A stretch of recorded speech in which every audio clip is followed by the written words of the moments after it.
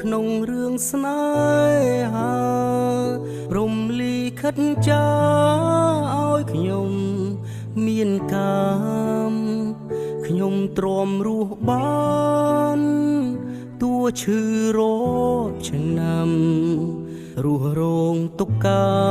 ម្មដែលគេក្បត់ចិត្តសូមអរគុណហើយអរគុណគ្រប់យ៉ាងអូនឲ្យបងបានស្គាល់រសជាតិជីវិតទុំអូនទៅចោលតែបងនៅគិតទឹកចិត្តវោមិត្តធ្វើល្អដាក់បងពីមុន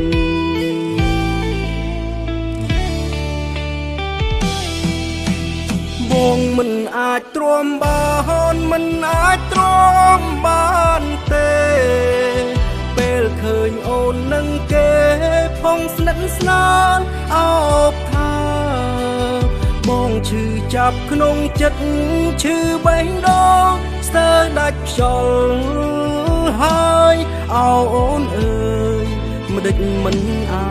ណិតបងផង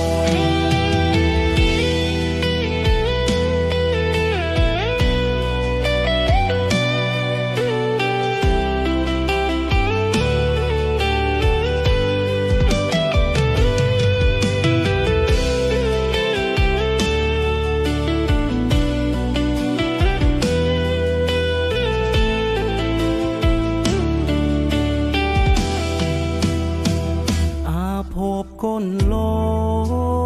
ងក្នុងរឿងស្នេហារំលីខិតចាឲ្យខ្ញុំមានកាមខ្ញុំទ្រាំរស់បានតួឈឺរត់ឆ្នាំរស់រងទុក្ខកម្មដែលគេក្បត់ចិត្តសូមអរគុណហើយអរគុណគ្រប់យ៉ាងអូនឲ្យបងបានស្គាល់រសជាតិជីវិតទោះអូនទៅចោលតែបងនៅគិតទឹកចិត្តវោមិត្តធ្វើល្អដាក់បងពីមុន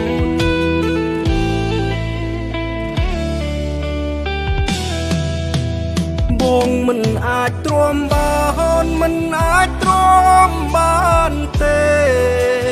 ពេលឃើញអូននឹងគេផងស្និទ្ធស្នាលអោបថាបងឈឺចាប់ក្នុងចិត្តឈឺបេះដូងស្ទើរដាច់ខ្យល់ហើយអោអូនអើយមិនដេចមិនអាណិតបងផង